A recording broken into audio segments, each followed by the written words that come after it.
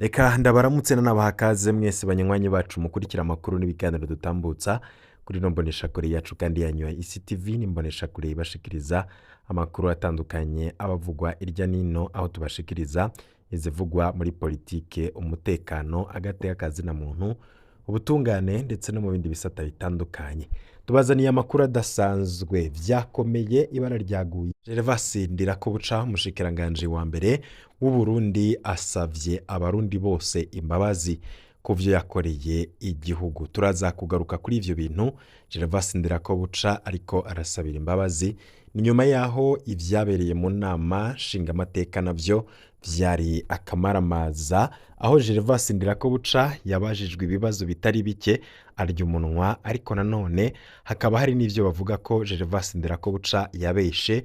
Marano makuru muraza kuvyumva. Mu gihe yimirije amatora ibintu ntivyoroshe kubera ko abantu bariko baratega ubwoba ngo baje kwiyandikisha, abandi nabo ntibabona icotuma baja kwiyandikisha muri ayo matora, babona nk'inkinamico kandi ayo matora akaba atahazobavana n'ahazobashikana. Benshi rero bariko baravuga ko hoba hari abategetsi bo muri CNDD-FDD bamwe bariko barahimiriza abantu kuja kwiyandikisha kugira bazoje ku maliste y'itora, abandi nabo bakaja ku rundi ruhande bakabuza abantu kuja gutora. Ivyo turaza kubigaruka ko muri ano makuru tuze kubaha idonido kuri ivyo bintu biriko biravugwa. Inkuru zihari ni nyinshi cane mu butegetsi, ibintu ntivyoroshe, hari uguhangana kudasanzwe ndetse n'inyinyurana, aho bamwe n'abandi babona ko ibiriko biraba ari akamaramaza. Ano makuru yacu rero turaza kugenda tugaruka kuri vyinshi, fyonda kuri subscribe. Bayikora mu bihe bitoroshe ati kuko hariho n'amafaranga bari bemerewe ya avance bataronse. Ati rero nivyo twumva no munsi ati n'agahembo kabo nako bararonka. Nyakuba mushinga amateka ibibazo nibazo nakurikiranye cyane na cyane ko nari njejwe umugwi w'igihugu ujejwe gutanga intumbero kuri rusansuma n'ama message menshi ababene wacu barayandungikiye kandi nanje naca ndayahereza abahinga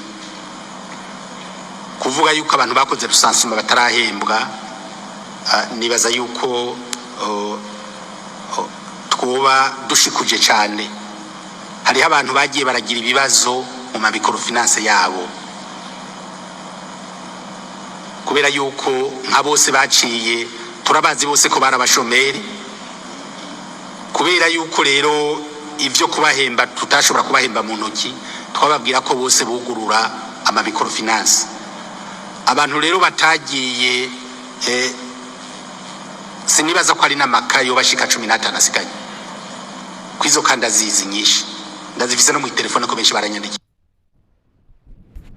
Gervas Ndirakobuca no umushikiranganje wa mbere w'u Burundi yarahejeje kubesha imbere y'inama nshingamateka na nkenguzamateka, avuga ko abarundi bakoze rusansuma bose bamaze kuronka amafaranga. Aho mwavuze ariko nanone Gervas Ndirakobuca akaba yabajijwe ibibazo bitari bike, aho bamwe n'abandi bavuga ko uyu mushikiranganje yabeshe cyane kandi akaba yarabeshe imbere y'abarundi n'amakungu. Benshi rero ntibabonye kumwe na Gervas Ndirakobuca, ari catumye umukuru w'inama nkenguzamateka Emmanuel Sinzohagera akaba nazwi cyane mu kutarya umunwa hageze kuvuga ibibazo biri mu gihugu, mbere akaba ari nawe mutegetsi bamwe babona ko ari wasigaye mu Burundi ashobora kubahuka kuvuga ivy'abandi bose batinye. Hariho ngo abashikiranganje batagisubira kwakirwa mu nama nkenguzamateka kubera ngo bakengera abakenguzamateka. Ivyo bikaba bivugwa na Emmanuel Sinzohagera, umukuru w'inama nkenguzamateka, akaba yariko arabibwira Gervas Ndirakobuca umushikiranganje wa mbere. Imbere yuko twumva ivyo Gervas Ndirakobuca nawe yavuze akanasaba imbabazi abarundi bose, katubanze twumve ivyabereye mu nama nkenguzamateka.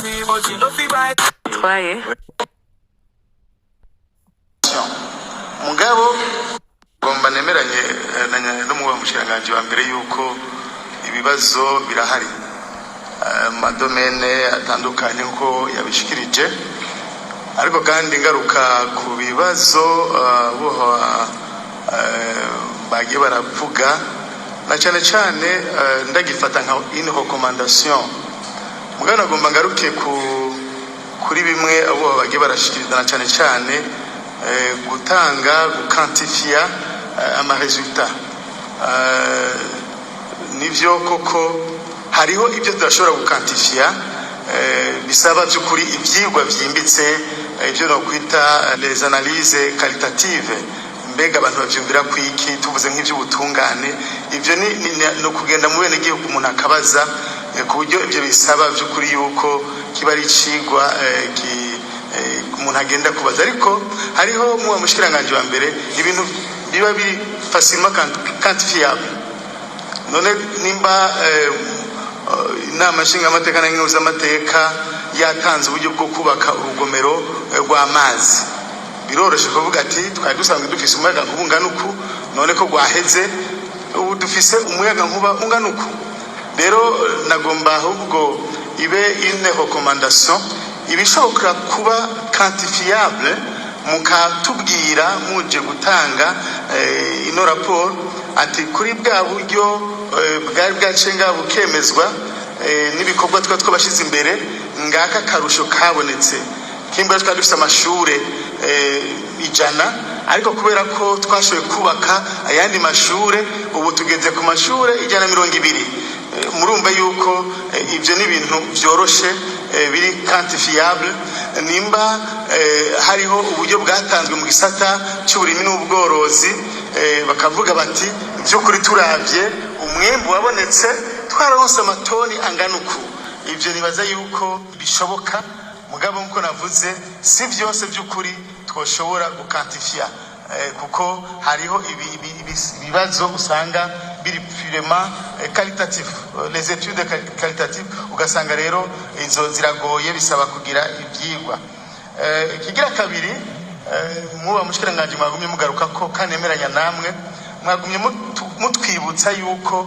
ahubwo ari twebwe tujejwe le contrôle de l'action gouvernementale ibyo by'ukuri ndemeranywa namwe yuko icyo ari kimwe mu bikorwa by'ukuri tujejwe kandi mwakoze kubandanya mubitwibutsa mu yandi majambo icyo mwakoze mwagumye muduterera umupira ati yego mwambaje bino bibazo ahubwo ni muze mukora akazi kanyu mugabo nagira ngire une observation par rapport y'icyo gikorwa suko by'ukuri inama nshingamateka na nkenguzamateka tutagira le contrôle de l'action gouvernementale turatubikora mugabo nagomba muba mushikiranganje wa mbere mvuge yuko hari igihe dutanga ama recommandation mugabo ugasanga mu bushikiranganje bumwe nta n'ibyo bakoreyeko mbere hari n'igihe je muramura n'ibibazo aho abo abakenguza amateka bahora banyitura akavuga ati gatwe twasabye n'umwanya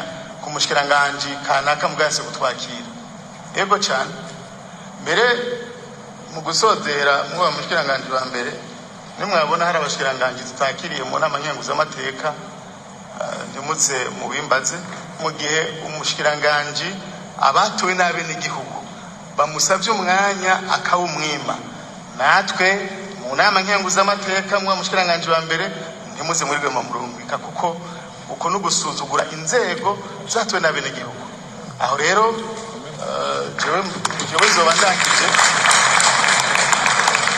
mushaka ko dukorana nimuze dukorana le contrôle de l'action gouvernementale ndungira ndabisubiremwo abubahwa bari ngaha barabikora turabikora kandi by'ukuri turatuma ko abashikiranganje tugaformira même des recommandations mugabo nuko rimwe na rimwe simbuze ngo nabashikiranganje bose oya nuko hari des recommandations dutanga ukarindira ko deja mu ngiro kabura rero mubanye niteka murakoze kuma kano kanya nawe muba mushikiranganje wa mbere nabonye muri kumwe na equipe yanyu mugabo by'ukuri nimwandungikira bamwe mu mashikiranganje hanyuma bikagorana nimuze mu ndondere murakoze imana bahezagire.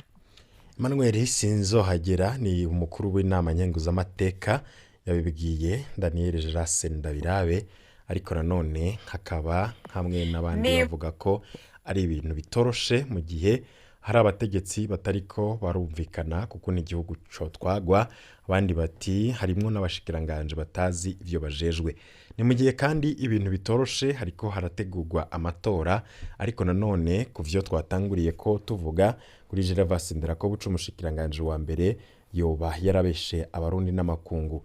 Gervas Ndirakobuca yasavye imbabazi abarundi bose ngo kubera yabeshe mu nama nshingamateka na nkenguzamateka, ni kw'igenekerezo rya 24 z'ukwezi kw'icumi, mbere y'inama nshingamateka na nkenguzamateka nibwo General Ndirakobuca batazira ndakogarika yari yishuye ko abakoze rusansuma bose bamaze kuronswa agahembo kabo. None rero hakaba yatangaje ko yoba yaratanze amakuru atariyo, akaba rero yaravuze ko abiyandikisha mu matora ya 2025 iwabo ibukinanyana Reveri uyo Gervas Ndirakobuca yabivuze mu gihe yari yagiye kwiyandikisha iwabo muri Bukinanyana. Gervas Ndirakobuca nibwo yamenyesheje ko yasanze amategeko yatanze atarakurikijwe nk'uwararongoye ibikorwa vya rusansuma.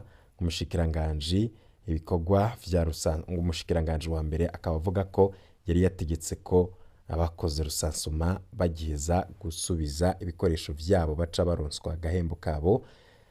Gervas Ndirakobuca rero yasavye imbabazi avuga ko rwose atarazi ko abakozi batahembwe, ariko hacaduka tuno tubazo ko wasavye imbabazi agize neza, kuko ivyo tubibona gake mu batwara Burundi. Ikibazo ni kimwe, ayo mafaranga yo guhemba abakoze rusansuma ari hehe? Abatayatanze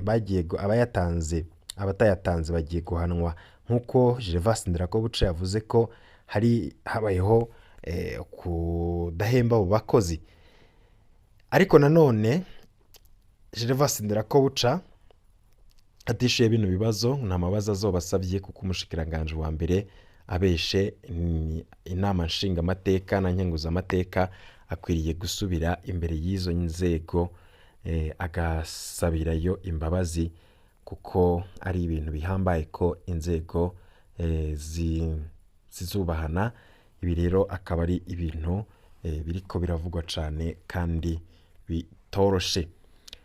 Hari ibivugwa ko hari icuka kibi muri CNDD-FDD no guterana ubwoba, aho bamwe bavuga ko nubwo ubutegetsi buriko barakoresha inguvu nyinshi cane kugira abarundi baje kwiyandikisha ngo baje mu matora, ngo nta tegeko na rimwe ry'u Burundi rivuga ko gutora ari tegeko mu Burundi. Ayo mategeko ariko akoroka nk'imvura mu makomine, mu mazone, ku mitumba, avuga ko abanyagihugu batarikuriwe kuvoma, kugurisha ibigori canke kuronka ivyo barekuriwe ngo baterekanye ko biyandikishije mu matora ya 2025. Igihugu bakaba bariko gose barahohoterwa kubera ko batiyandikishije. Rero benshi bavuga ko ivyo bintu biriko biraba bitandukanye n'ibwirizwa shingiro ry'u Burundi, ahubwo abatwara Burundi ngo bari bakwiye kwibaza impamvu abarundi babona ko kuja gutora ataco bikimaze, ngo no kuraba ndetse ngo no kubera ko babona ko ataguhitamwo bazoba bafise, ni kubera babona ko bizova mu matora vyamaze kwandikwa mu gihe ubutegetsi bagatsa abarundi umwidegemvyo wose, mu gihe abatavuga rumwe n'ubutegetsi batagira ikibanza mu gihugu, ahubwo bama bariko barapfungwa ku karenganyo, banyuruzwa canke bakicwa. Abarundi babaza impamvu umugambwe wabaye wa kabiri mu matora aherutse nawo watswe ijambo mu gihugu. Ariko nanone abanyagihugu bategerezwa kuja kwiyandikisha kugira bazotore, ariko nanone kutiyandikisha ngo ni ukwiyaka ijwi ryawe uba washoboye kuronka uko urikoresha. Ariko nanone dushigikiye gutegeka abanyagihugu kwiyandikisha mu matora, uko niyo guhonyora uburenganzira bwabo. Umukuru w'igihugu yategerezwa guhagararira abashaka gutora n'abatabishaka, ntakwiriye kuguma ari umunyamugambwe gusa. Gutyo rero Perezida Ndayishimiye no kuhagabira, kuko aya matora ashobora kubamwo ibitari bike, aho bamwe n'abandi babona ko aya matora ashobora no gutera ikibazo gikomeye cyane, ndetse bamwe bakavuga ko ashobora kuvamwo imvururu.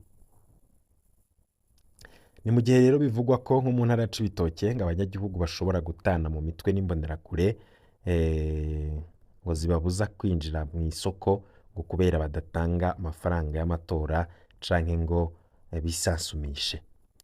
Ibi rero biriko biravugwa cane kubera ko nko kuwa 25 Gitugutu 2024 mu ntara ya Cibitoke neza na neza muri komine Buganda ahitwa mu Gasenyi nta munyagihugu n'umwe yararekuriwe kwinjira kurema isoko atabanje kwerekana agapapuro ko yamaze gutanga amafaranga yo guterera amatora yimirije canke ko yamaze kwisansumisha, bikaba vyatumye isoko itangura bitevye kuko muri ako gace ayo mafaranga amaze gutangwa na bake n'abisasumishije bakaba bari kurushi. Ahubwo ngo abanyagihugu bakaba bavuga ko mu gihe leta itosukamwo mabisi bashobora gutana mu mitwe. Nk'uko amakuru turonka ava muri zone ya Gasenyi komine Buganda mu ntara ya Cibitoke, abanyagihugu bavuga ko agashavu kaniga inyuma yaho abatware bafatiye ingingo ko ata muntu n'umwe yemerewe kwinjira mu isoko mu gihe ataratanga amafaranga yo guterera amatora canke ngo atisansumishije kugira azotore, kandi ata n'umwe arekuriwe kudatanga ayo mafaranga, yaba uri mu mugambwe uyatoza canke uwundi. Ibi rero bikaba vyatanguye guteza imari hagati y'abanyagihugu n'imbonerakure zitumwa n'indongozi gutoza ayo mafaranga.